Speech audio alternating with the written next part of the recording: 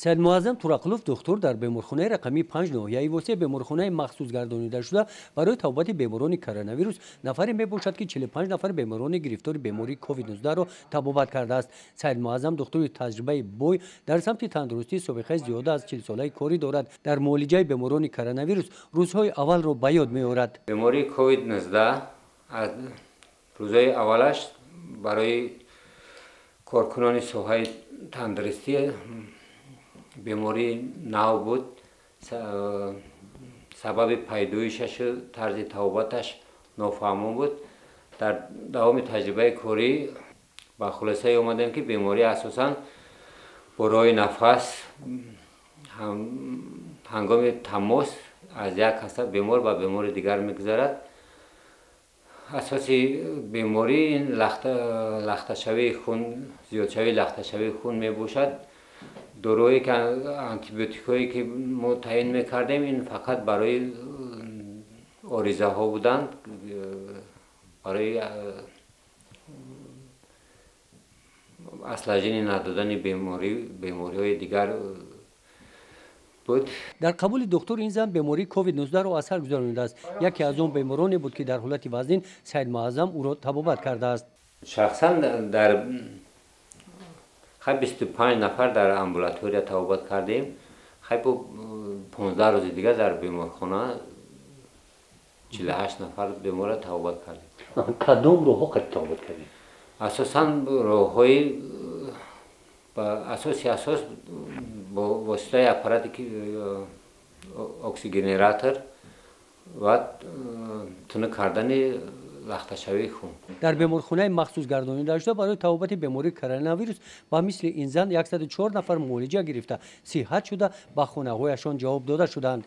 در حالت وزین می آوردند که نفس تنگی داشتن بیمار در حالت وزین با بیمارخانه مراجعه میکردند. بسیارتر ترس و هراس خلق فرا گرفته بود. سبب اساسی دیر مراجعت کردن با وزنی بیماری می آورد. وقتی بستری می شدن توبت می گرفتن حالت بیماران خوب شده جواب شده می رفتن. سید معظم میگوید که روزهای اول پنجشنبه بیماری برای آنها مشکل بود. بیماران بسیار بودند، دارویی ها نمیرسیدند. در چنین وضعیت دشوار دکتران نمیرسیدند. با آنها لازم می آمد که با نوبت مدت 15 روز شبانه روزی کار کنند. در این روزها دکتران میگویند که در توبت بیماران سید معظم برای دیگر همکارانش نمونه عبرت بود. او با جرأت کار میکرد، نمیترسید. خوب بود. از سر لباس چی وقتی میبرامدیم خلال قطعی وای میکردن که ما کسل ویروس ها یک جا با یک جای دیگر نبرم. خلال قطعی اپارات دیزینفکسیون میکرد. پرچت که بودم ماسک بود تموم. تحلیلگاه بیمارخانه در توبت بیماری کرونا ویروس در این دوره سید معظم با دکتر تحلیلگاه محمد جان سیدوف رابطه زیج دارد. در نتیجه تحلیل خون بیماران همه جا آنها معاین نمودند که ویروس کووید 19 خون را غوث میگرداند.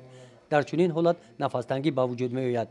در وقتی که کسانی با ما بیمارخانه ما بستری می شدن می اومدن به نهایت در حالت وزنین، در یک حالت ترس و هراسی خانواده اهل عائله بود.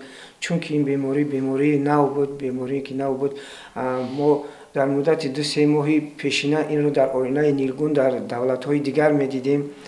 با ما با تاجیکستان ما دیرتر که اومد همین خلق را بسیار واهمه لغت کرد.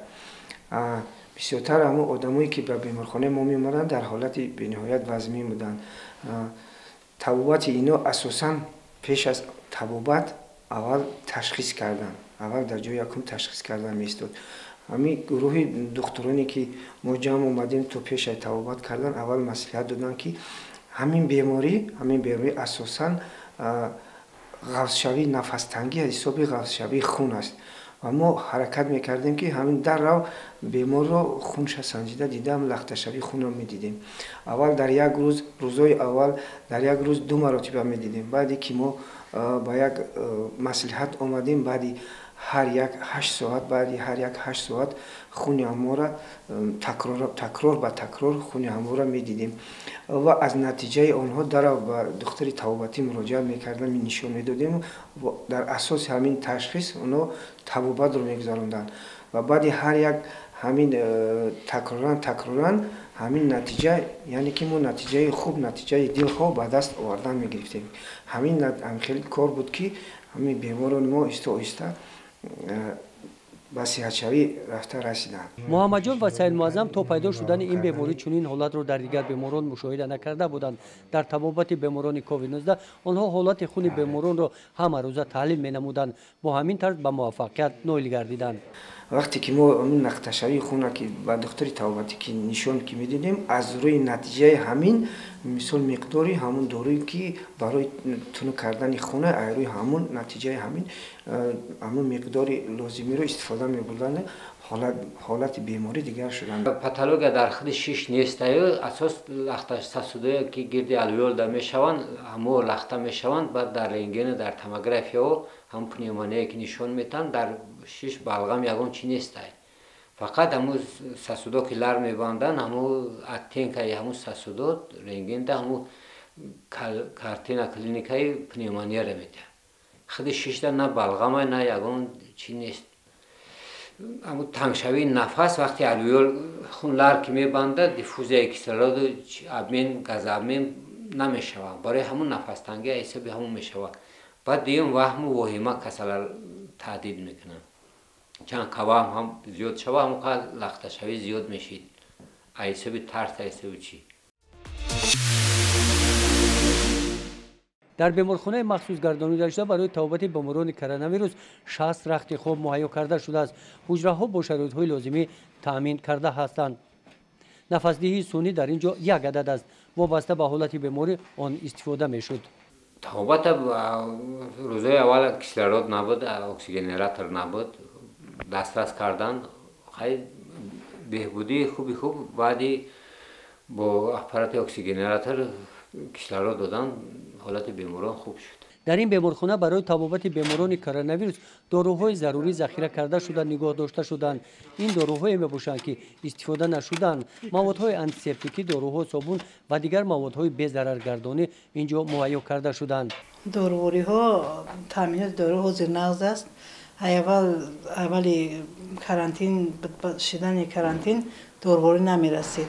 баъд ҳама таъмин кардан омадан либоса чиз худмуҳофизатӣ ҳамаша таъмин кардан. ҳозир дору ҳама нағзай, ҷои хоб ҳама тайёрай, ҳама чи омода барои табобати ҳамин бемории COVID-19.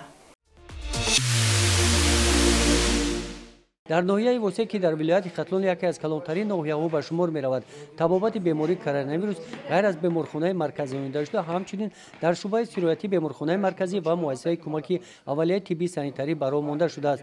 дар муассисаи кӯмаки аввалияи тиббии санитарӣ дар ин ҳуҷра беморонро ба қайд гирифта баъди муоина ва ташхиси иловагӣ баъди муайян кардани беморӣ дорухат менависанд. табобат айни ҳол дар беморхонаҳо мақсад рафтеса ба оиди бемориҳое ки пневмония, илтиҳоби шуш мегӯем ё коронавирус COVID-19 айни ҳол хеле кам шудааст. табобатҳои ҳозирае ки мо табобат кардесем аз ҳисоби мақсад нашри чорум баромадагиай ҳамуда мо табобати антибиотикҳо кардесем. антибиотик, противовирус, антикоагулянтҳо, витаминотерапия, зидди сулфаҳо, зидди барои балғам тунукниҳо истифода бурдесем. маводҳое ки ҳастанд барои расторо маълумотҳое ҳастанд ки барои истифода бурдан инҳоро истифода бурдесем. тавсияи духтурон аз рӯи дастури пешниҳоднамудаи вазорати тандурустии тоҷикистон ба роҳ монда шудааст. бо ҳамин тарзи табобат беморон сиҳат ёфта ягон нафар маротибаи дуюм ба ин ҷо наомадаанд. мо айни ҳол табобате ки мақсад кардесем айни ҳол муддати 5 рӯз табобат мешавад. баъди 5 рӯз гашта бо назди мо меоянд.